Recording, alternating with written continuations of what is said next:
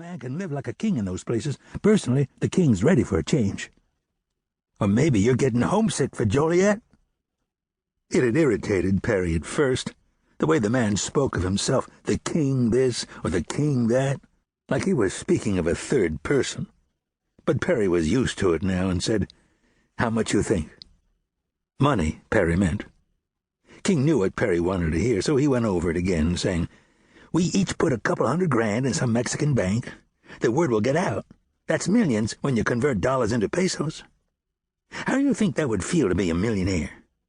The cops will protect us for a change. No questions, no trouble. We do this right. You'll have yourself maids, a cook, hell, a driver if you want. Be pretty nice, wouldn't it? Wake up and have a pretty little Mexican maid standing there ready to give you the big finish before your day even starts." King smiled, his expression asking, "Is the king right?"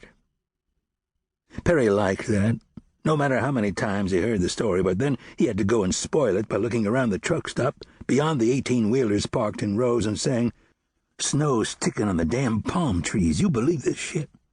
The leaves are silver, like ice." King told him, "Dude, that's not snow. It's neon light that does that. The way the wind hits the trees, an optical illusion." King, the know-it-all, an expert on everything. Perry had lit a cigarette, his expression saying, "Whatever," as he shifted from foot to foot, the two of them standing near gas pumps, waiting for the Greyhound to load. 2 a.m. Damn, it was cold. "When you talked Florida, you never mentioned snow. I'm starting to wonder if you've really been here before." King, who had never been south of St. Louis in his life, said, "Believe what you want. Backstage at a Buffett concert, maybe Jimmy will help me convince you. Besides, Macon's not Florida. Orlando, that's Florida." Perry was 23, King 31 or 32, he wasn't sure. Both men skinny with Adam's apples showing, combs in their pockets, King carrying his belongings in an army duffel, Perry with his in a backpack stolen from a playground. The men had been cellmates at Statesville Correctional near Joliet, which worked out okay because neither of them were into the butt-buddy thing. At Statesville, sleeping on your belly could be interpreted as an invitation.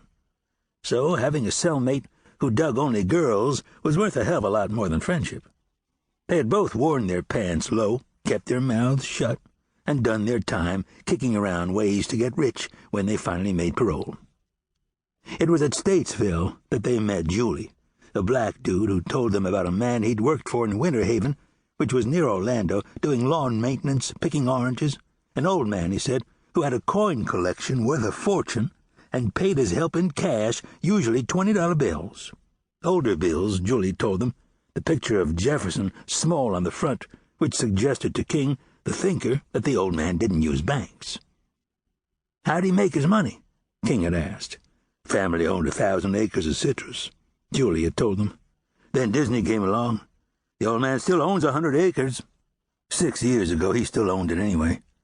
You'd need a calculator to count that much money." Julie was doing life, but wasn't a typical con because the man he'd killed was a one-time thing and he had it coming, from the way Julie told it. "I wasn't drunk. Never used a damn drug in my life, but when I heard what the son of a bitch did to my wife, I sort of went nuts. I used a shotgun, 4 rounds of birdshot. It took a while. I wanted to give the son of a bitch time to review the rules." When King had asked, "Why didn't you go for the old man's money while you were at it?"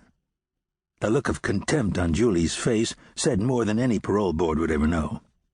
"I worked for that man. The man paid me on time and he treated my family fair. What kind of punk-ass question is that?"